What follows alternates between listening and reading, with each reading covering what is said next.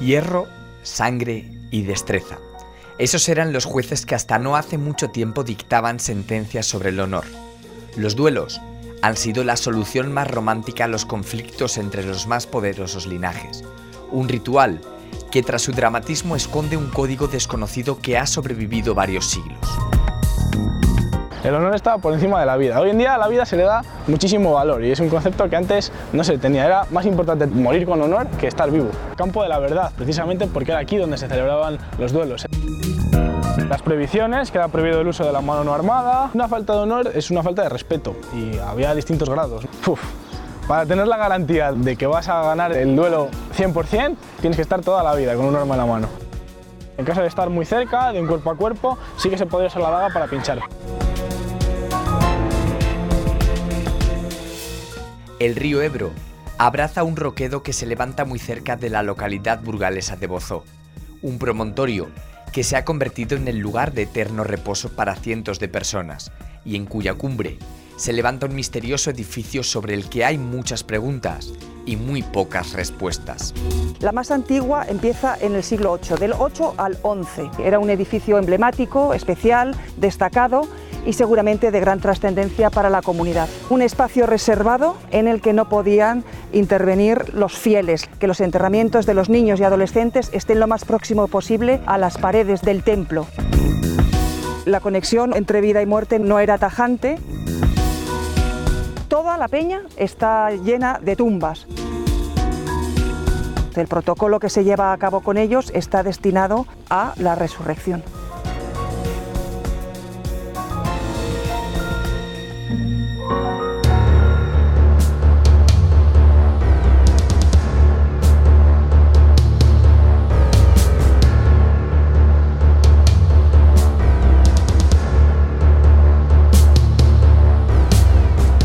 Rodrigo, el Benjamín de una de las familias más poderosas de la ciudad, yace en el suelo. Sus allegados recogen su cuerpo malherido. El médico acude a la llamada. El robo cometido semanas atrás ha salido demasiado caro.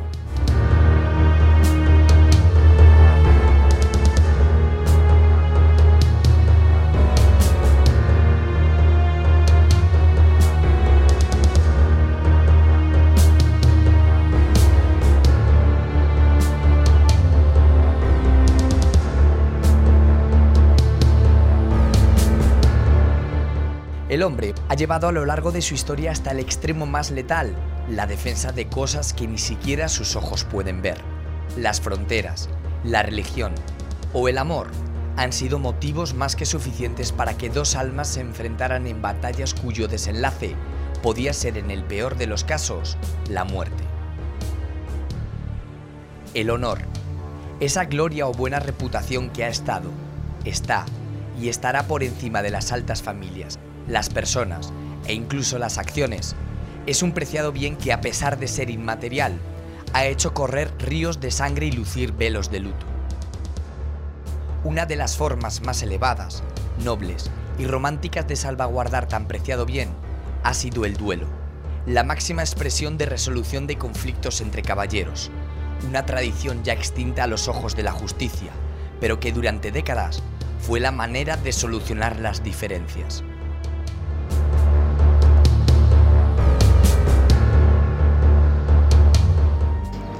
Adrián, ¿qué es exactamente un duelo? Un duelo es una forma de resolución de conflicto, normalmente de una forma armada, en el que uno de los contendientes había herido el honor del otro y que tenían que estar los dos de acuerdo para que se terminara. Había duelos muy a menudo, lo que pasa es que muchas veces los conflictos se resolvían antes de llegar al duelo. Había un desafío, pero no aceptaban o quedaban en compensar de algún otro modo. ¿Qué finalidad tenía entonces? El duelo tenía la finalidad de recuperar el honor que había sido dañado por la ofensa previa. Siempre había armas de por medio. No tiene por qué. Además de que había muchísimos tipos de armas en la historia para utilizar los duelos, ha habido casos de boxeadores, por ejemplo, que se han retado a duelo y utilizaban como arma sus propios puños. Los duelos nos suenan como algo muy antiguo. ¿En qué épocas comenzaron, fueron más populares? Su origen es antiguo. Hay datados de Egipto con jeroglíficos en los que se les ve a gente armada practicando algo que parecían duelos.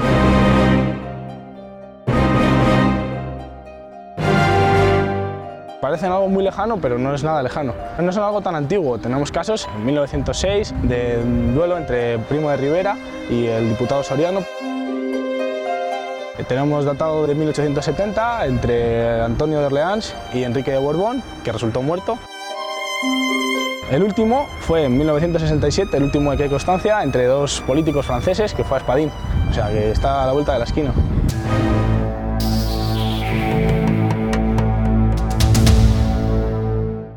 Aquel enfrentamiento tuvo lugar en Francia. Tras una acalorada sesión, Gaston Defferre, alcalde de Marsella y presidente del Grupo Socialista, insultó al parlamentario René Rivière. El ofensor se negó a pedir perdón y el 20 de abril de 1967 saldaron sus cuentas pendientes en la clandestinidad de un lujoso palacete.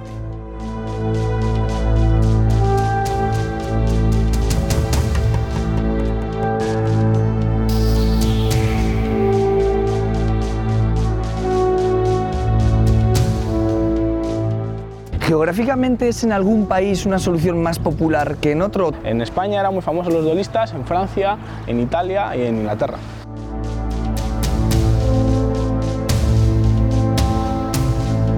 En Italia fue donde surgió la palabra duelo. Se trajo a España mediante los tercios en el siglo XVI. Antes aquí se llamaban desafío o lid.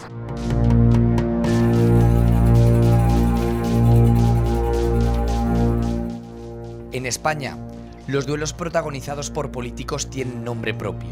Rodrigo Soriano, diputado republicano y periodista, cuyo carácter le llevó a retarse en numerosas ocasiones. En 1903, protagonizó el considerado como hecho más saliente de la semana, un enfrentamiento con pistola con Blasco Ibáñez. Ninguno resultó afectado. Y la segunda vez, en 1906, el arma fue la espada y su contrincante, Miguel Primo de Rivera.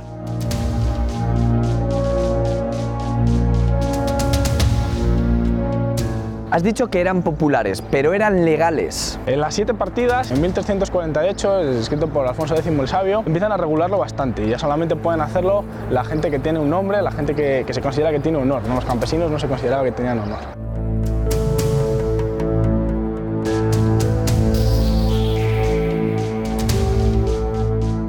En 1480 los reyes católicos los prohíben, pero a pesar de ello se siguen celebrando porque las autoridades no consideraban nunca que estaban por encima del honor de las personas, entonces consideraban que tenían derecho a defenderlo a pesar de todo.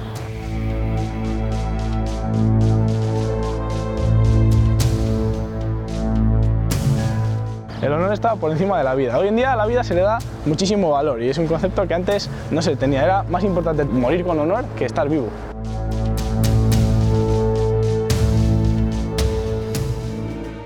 Los últimos duelos llevados a cabo en España se realizaron a la sombra de la ilegalidad. Para las leyes de hace 7 siglos, los duelos eran una de las herramientas más válidas para solucionar los conflictos.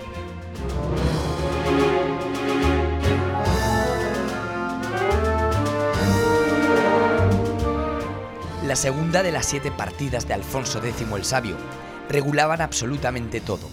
Los duelos eran conocidos como rieptos y solamente podían retar los hidalgos con motivo de una deshonra y siempre con el beneplácito real.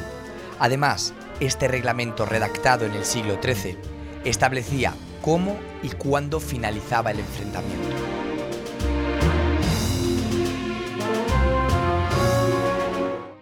Adrián, ¿qué clase de cuestiones se solucionaban con un duelo? Bueno, eran cuestiones muy ambiguas, ¿no? Cada uno consideraba su honor de una manera y tenía una percepción sobre el mismo y sobre lo que le dañaba.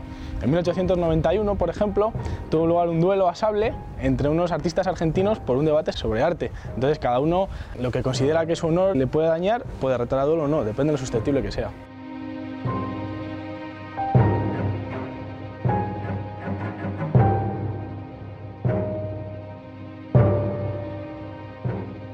¿Qué es una falta de honor? ¿Qué es un ataque al honor? Una falta de honor es una falta de respeto y había distintos grados, ¿no? Podía ser una falta leve, como un insulto, un desprecio de cualquier tipo, una falta media, que podría ser, por ejemplo, una agresión, o una falta grave, que sería una falta directa al honor o al honor de su familia o al honor de su trabajo.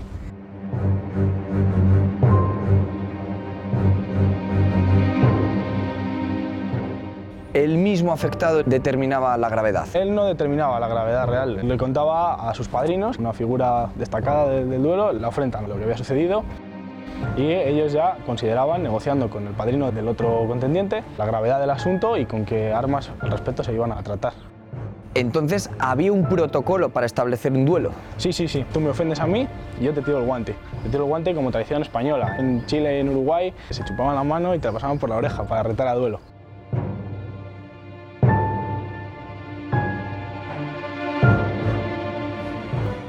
Si yo aceptaba, yo cogía el guante y a partir de entonces yo no te podía ofender, porque entonces ya estaríamos en paz. Íbamos a hablar con nuestros padrinos y nuestros padrinos negociaban cómo, cuándo y con qué armas iban a realizar el duelo.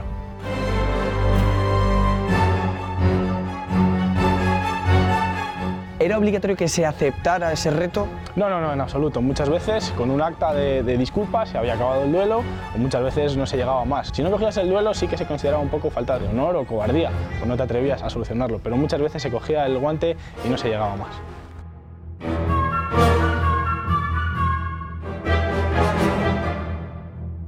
Cuando definitivamente los duelos quedaron al margen de la justicia, se estableció en torno a ellos una ley no escrita que prácticamente permaneció inalterable hasta nuestros días. Un duelo era una verdadera partida de ajedrez en la que solo podía quedar un rey. En medio, el resto de fichas, cada una con una misión concreta.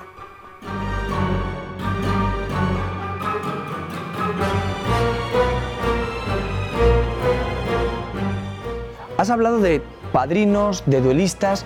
¿Quiénes formaban parte de este ritual del duelo? Principalmente los duelistas, luego los padrinos, había testigos y había un médico o más adelante árbitro.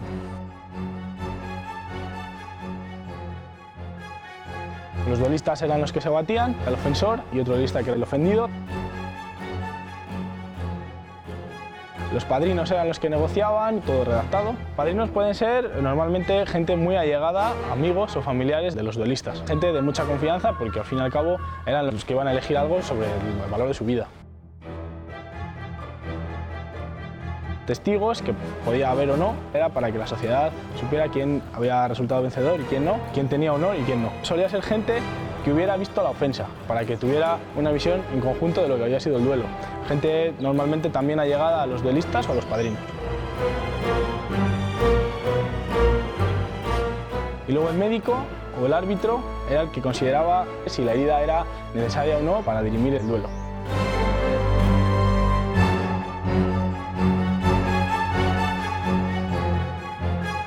¿Era entonces el duelo una solución prestigiosa a un conflicto?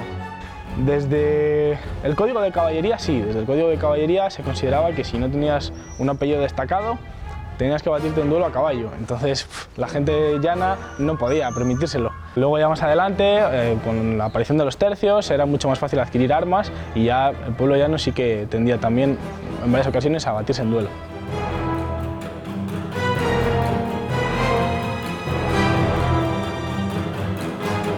¿Había unas normas escritas de cómo debía de realizarse el duelo o cada duelo era un mundo aparte? Había prontuarios, el Código de Caballería mismamente escogía de qué tipo eran las ofensas y de qué tipo eran las armas y normalmente estaba pactado socialmente a partir del siglo XVIII, que ya las armas se habían desarrollado prácticamente todas. Si la ofensa era leve se hacía con sable, si era mediana era con espada, que era con lo que se solía hacer siempre, y si era una ofensa muy grave a pistola.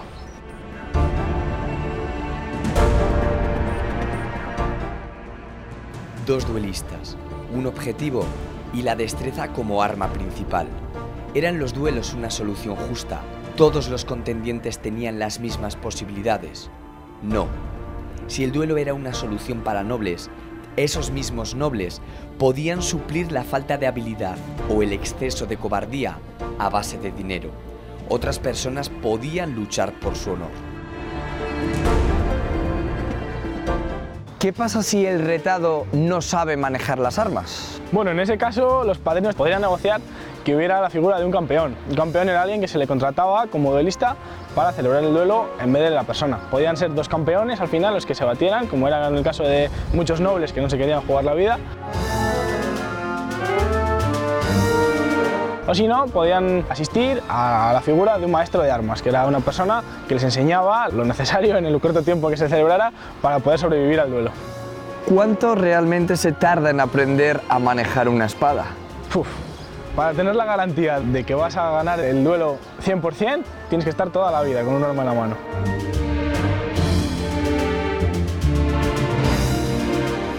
Tanto para un sable como para una espada, las técnicas son muchísimas y lo que se trataba de aprender sobre todo eran las preparaciones, qué ataque hacer dependiendo de las reacciones del oponente.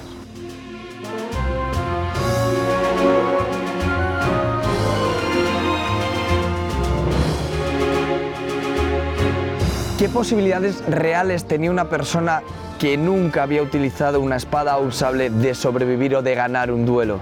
Bueno, las variantes son muchas. Para empezar, la capacidad de negociar de los padrinos. Si podrían contratar a un campeón, se lo quitaba del medio. Luego, la capacidad de aprendizaje también. Si existía un buen maestro de armas, podía aprender rápidamente, más o menos para sobrevivir. Y luego también la habilidad del contrincante. Si era un duelista profesional contra alguien que era totalmente inexperto, no tenía ninguna posibilidad.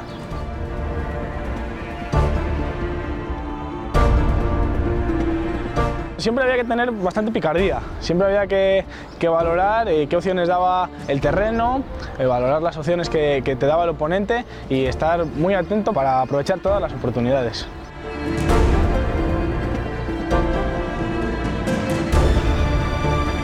En este ritual por el honor, la improvisación no tenía cabida.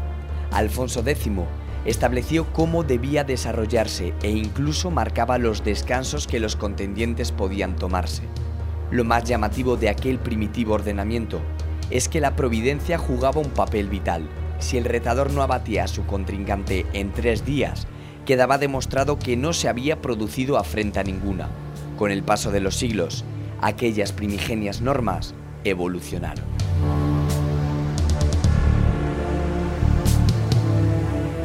Adrián, ¿hay una normativa o al menos unas indicaciones de cara al duelo? Sí, hay un conjunto de normas que se seguían. Desde siempre se han seguido las mismas pautas. El maestro de esgrima Carbonell, por ejemplo, escribió también unas indicaciones en una obra en el año 1900. Por ejemplo, aquí tengo un prontuario de duelo que está escrito en 1902.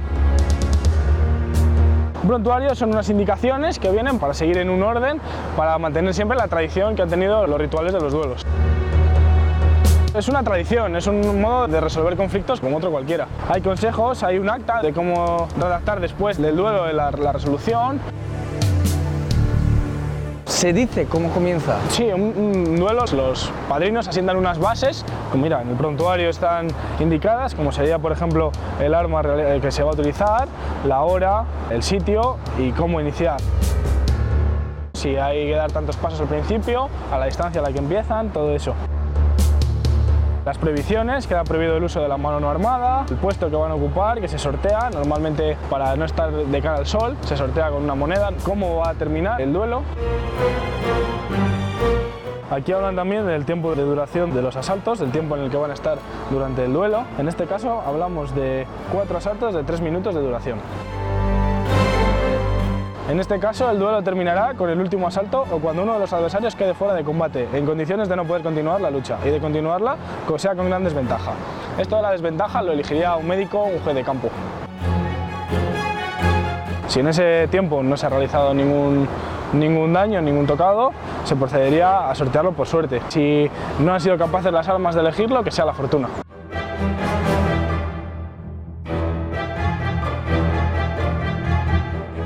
¿Y dónde se realizaban estos duelos? En este caso, según indica el prontuario, debía ser una extensión rectangular de 45 pasos de largo por 12 de ancho, quedando descalificado el que rebase 2 veces este perímetro, lo cual indica una superficie, las características de cómo debe ser, pero no indica dónde, un lugar exacto. No hay un lugar exacto de dónde se realizaba cada vez en un sitio, normalmente en sitios apartados de la ciudad. Quevedo, por ejemplo, se batió un duelo en la puerta de una iglesia defendiendo el honor de una dama. Si quieres te puedo llevar al sitio donde se realizaban los duelos en Valladolid, aquí.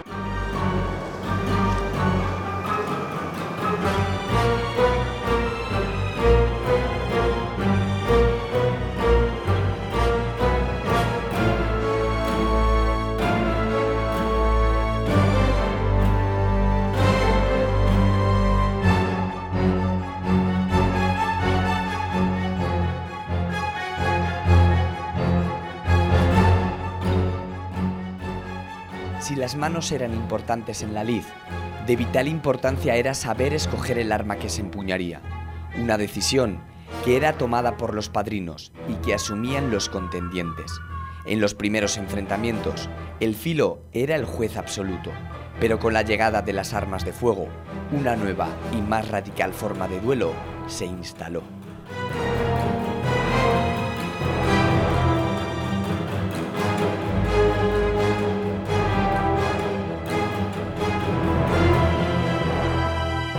¿Dónde estamos ahora, Adrián? Nos encontramos en el Campo Grande, un sitio que en la Edad Media se llamaba Campo de la Verdad, precisamente porque era aquí donde se celebraban los duelos. Era una zona que antiguamente estaba a las afueras de la ciudad, era un sitio alejado, luminoso y discreto para realizar los duelos. Ahora mismo se encuentra en el centro de la ciudad, aquí al lado está la Plaza Mayor. Era un espacio que tenía vegetación, pero no era tan turístico, tan habituado. Tenemos el lugar, ¿dónde tenemos las armas? Aquí tenemos espadas, sables, tenemos armas de fuego, aquí tenemos todo para desarrollar varios duelos. ¿Las conocemos? Vamos a ello.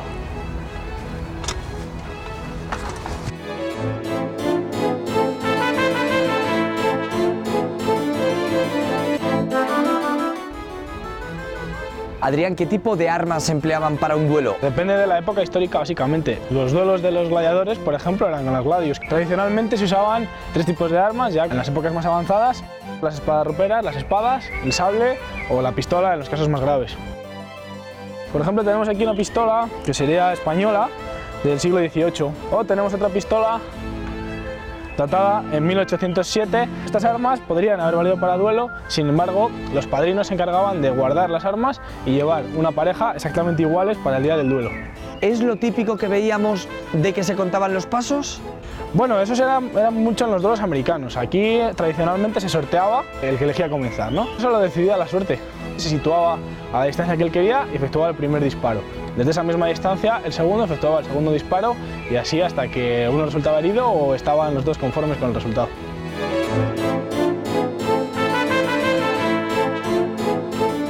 Bueno, en el siglo XVIII, en la caballería se empezaron a usar los sables y pasaron a ser armas de duelo muy típico entre los militares. Estas evolucionan de las armas sarracenas, de los piratas, este arma que sería española y este arma que es de los Estados Unidos. Se utilizaban de esta forma, se cogían hacia arriba, se buscaba siempre el corte con el filo. Este arma era para ofensas leves, los daños que causaba no eran tremendamente graves. Las que efectuaban más daño era la espada, porque en vez de buscar el filo, como podían ser los sables, buscaban tocar con la punta. Eran armas en las que se pretendía atravesar al contrario. A veces se hacían duelos con armas dobles, que se llama. Utilizábamos las dagas. Esta sería una daga de vela del siglo XVII. Se utilizaría principalmente como un apoyo. A la vez que si nos atacan con el arma podemos parar con la daga y responder, o en caso de estar muy cerca, de un cuerpo a cuerpo, sí que se podría usar la daga para pinchar, pero fundamentalmente era un apoyo.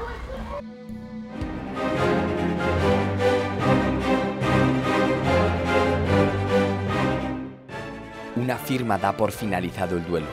Rodrigo ha perdido la batalla y con ella buena parte de su honor y del de su familia. Con la naturalidad de quien baila con la muerte, los clanes se despiden hasta la próxima vez que una palabra o un gesto les cite sobre el campo de la verdad.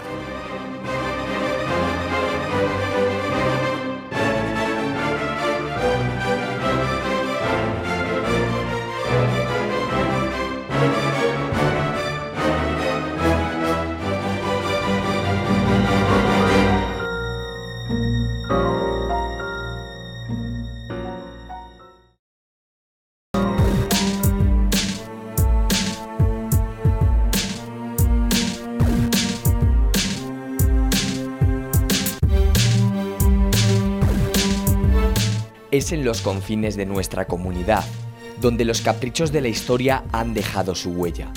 Tierras fronterizas, donde hubo un tiempo en el que el espacio era difuso, donde no se diferenciaba el aquí y el allí, el ayer y el hoy, lugares donde el tiempo quiso detenerse para siempre.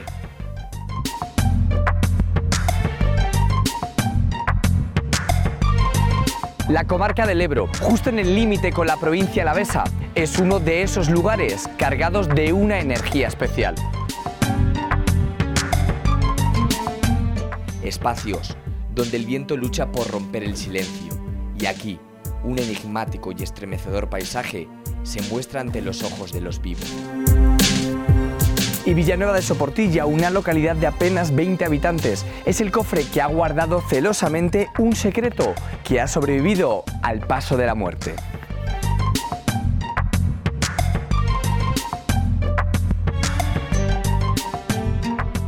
Javier, ¿dónde se encuentra Villanueva de Soportilla? De Burgos estamos a 80 kilómetros, tenemos la Nacional 1 y después la autovía. De Miranda estamos a 12 kilómetros, un cuarto de hora.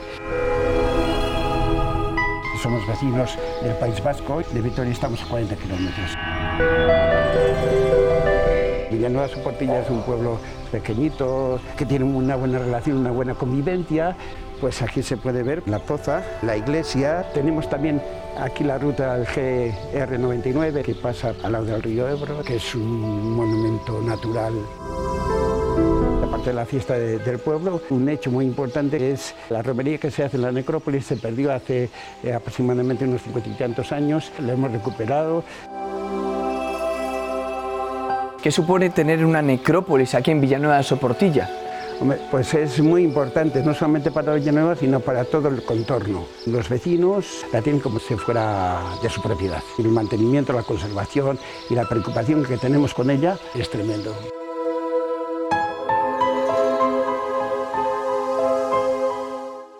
A poco más de 1 kilómetro del centro urbano se encuentra el gran secreto de este sitio que pasa casi desapercibido.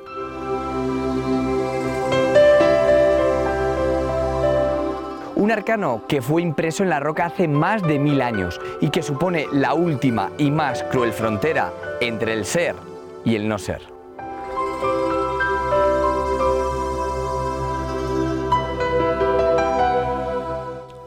Es la necrópolis de Santa María de Tejuela, uno de los mayores cementerios medievales de toda nuestra comunidad.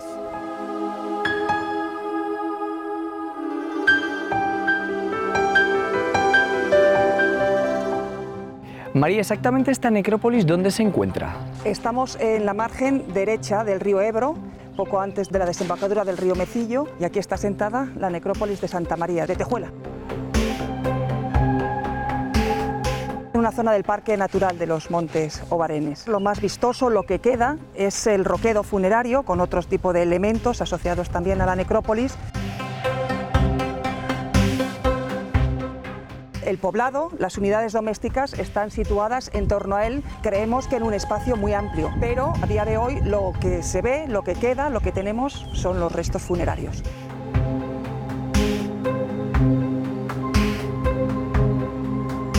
¿Cuándo comenzaron estas pistas en torno a que aquí había algo? Esto es monte cerrado, enseguida se queda todo cubierto por esta vegetación tan frondosa. Las primeras noticias proceden del hermano Mariano Valdizán, del colegio La Salle. De niño vio que había unas fosas que no acabo de entender. Y años después, en unas conferencias que oyó a don Alberto del Castillo, el hermano de Valdizán se puso en contacto con él y se la enseñó. Y a partir de entonces se hicieron 4 campañas, la primera se inició en el 1970 y se descubrió gran parte de todo el roquedo funerario y los elementos que lo identifican. La última ha sido la realizada por Araticos. Hemos hecho aquí ya 2 campañas, una asociada al tratamiento y conservación y luego ha habido algunas otras también destinadas al acondicionamiento, la mejora de recursos asociados al paisaje, al recreo. ¿Cuándo fue utilizada esta necrópolis? El material arqueológico que ha aparecido, fundamentalmente cerámica, la más antigua empieza en el siglo VIII, del 8 al 11, asociado al momento de la repoblación que parte del obispo de Valpuesta, el obispo Juan. Por los documentos sabemos que perdura hasta el siglo XII seguro, casi el XIII, y luego ya desaparece. ¿Sería posible acercarnos y conocer más sobre este lugar? Vamos allá. El norte de la provincia de Burgos es en sí mismo una gran ciudad de los muertos. En los alrededores de Miranda de Ebro se localizan más de 60 necrópolis. Estos cementerios medievales permiten entrar en contacto directo con una forma de encarar la muerte, en la que el juicio final era el único y gran objetivo. Porque es habitual que en esta zona del norte de Burgos haya tantas necrópolis de este tipo. A lo largo del Ebro, todo el Valle de Tobalina, están identificadas varias necrópolis. Era un sistema de enterramiento característico de ese momento de la Alta Edad Media. No hay un motivo concreto, porque también este tipo de necrópolis se dan en otras zonas del Duero y en la zona de La Rioja. Es el ritual cristiano del momento. Era habitual que toda población tuviera una necrópolis. Las necrópolis normalmente estaban asociadas al centro de culto y a una comunidad aldeana vinculada efectivamente al culto cristiano, en el que el protocolo de enterramiento normalmente era directamente a roca. ¿Interesaba mucho que el cuerpo se preservara bien? Normalmente se utilizaba un sudario. Apenas encontramos ajuares o elementos de valor que las identifiquen, excepto a lo mejor algún agujón metálico asociado al sudario. ¿Y esta necrópolis qué tiene de especial? La cantidad de tumbas documentadas, la presencia perfecta de la planta de su iglesia y el edículo o cámara que preside este emplazamiento, un edificio de especial interés para la comunidad aldeana.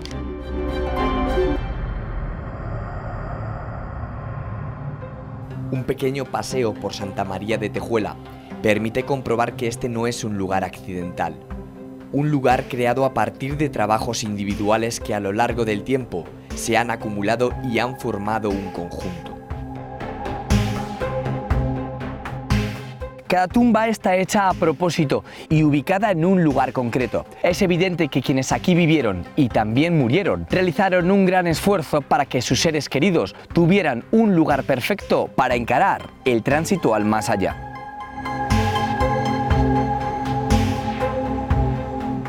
¿Sobre qué material fue realizada esta necrópolis? Esto es un afloramiento de roca arenisca. Tenía que haber unos canteros, unos especialistas en saber elaborar la fosa funeraria. Creemos que primero se punteaban atendiendo a la altura del inhumado y después con otra serie de utensilios iba picando y vaciando la roca, se iban haciendo según se iban necesitando. Es una roca fácil, blanda, se degrada con facilidad, por eso el deterioro cuando quedan expuestas a la intemperie es rápido.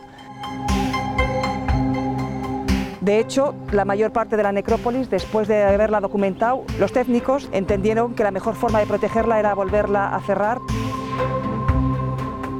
¿Qué extensión tenía esta necrópolis? Tiene unos 68 metros de largo por una media de anchura de unos 11-12 metros. Toda la peña está llena de tumbas, documentadas, registradas, unas 340.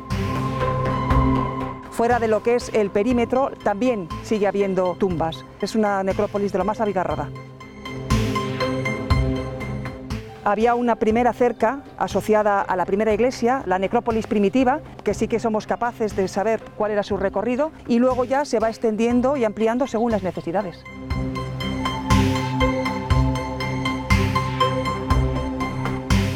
El esfuerzo que aquellas personas dedicaron para crear este lugar de eterno reposo demuestra que su vida estaba dedicada a la iniciación religiosa y también a la expiación de los pecados y a la purificación del alma. Aquí, ninguna tumba es igual. Cada una de ellas está hecha para una persona en concreto.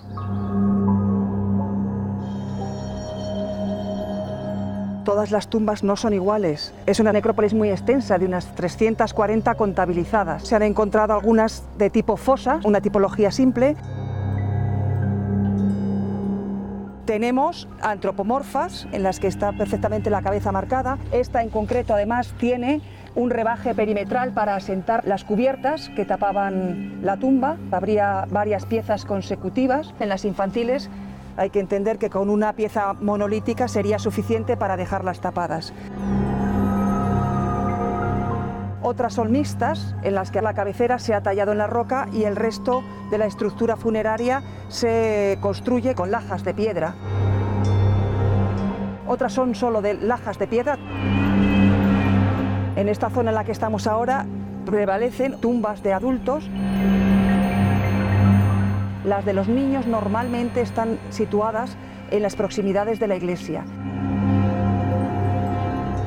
Hay diferentes tipos, pero ¿hay algún punto de conexión entre todas las tumbas? Están orientadas en dirección este-oeste, con la cabeza del inhumado mirando a la salida del sol, para cuando toquen las trompetas el día de la resurrección todos estén preparados para la misma. Ese es el objetivo de este tipo de enterramientos. El protocolo que se lleva a cabo con ellos está destinado a la resurrección. ¿Y es por ello que por eso estarían cerca del poblado también? La conexión entre vida y muerte no era tajante, y luego porque el sitio también es propicio para asentar aquí el poblado. No tienen por qué irse lejos y tienen aquí todos los recursos.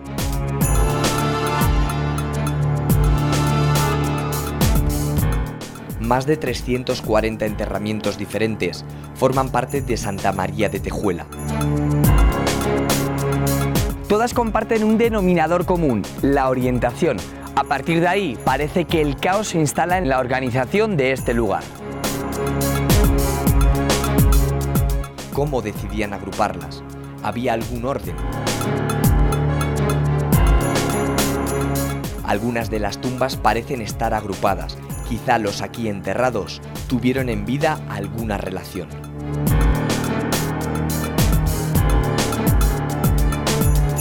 Sí que se han encontrado a lo largo de la peña, sobre todo en este lateral oriental, algunas que están en una misma plataforma, talladas, juntas. En uno de los casos 2 o 3 adultos y alguna infantil, incluso de bebé por el tamaño tan reducido.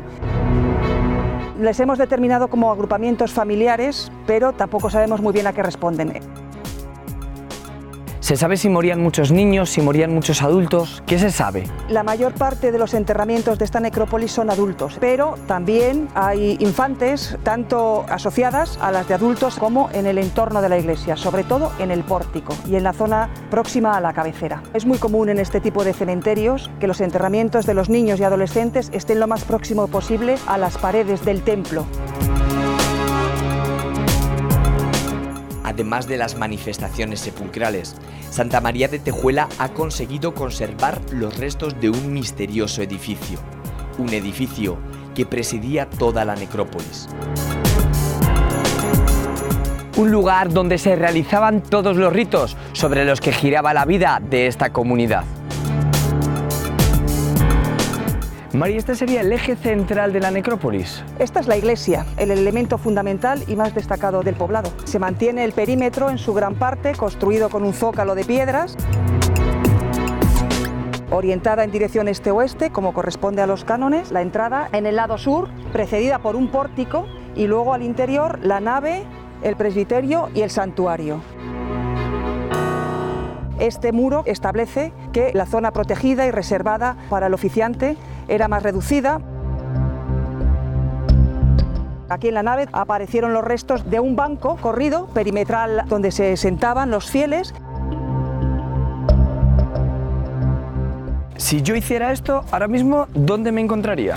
Esto es el presbiterio, que es el espacio previo al santuario. Es una zona intermedia. El oficiante estaría de espaldas, aquí estaría el altar, un espacio reservado en el que no podían intervenir los fieles.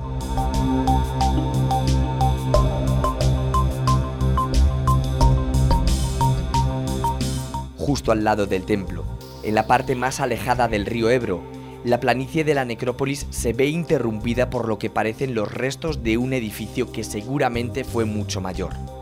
¿Pero qué era? ¿Para qué se hizo? ¿Cómo era?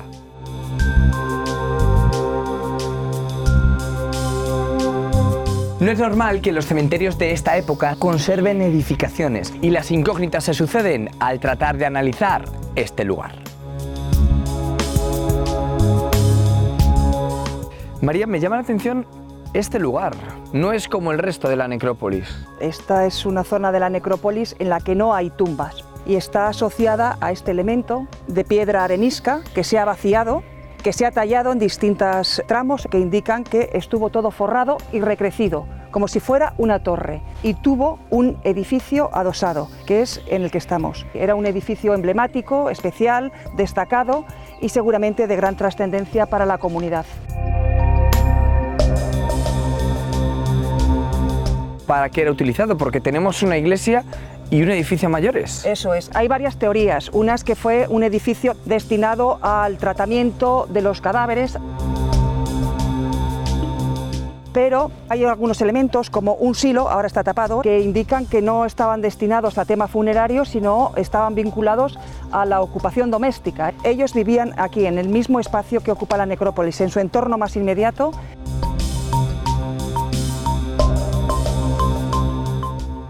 Sin duda, Santa María de Tejuela planteó miles de preguntas en torno a la muerte en sus años de máxima actividad. Un milenio después, la muerte es la que plantea preguntas sobre la vida, preguntas que precisamente buscan su respuesta en el más allá.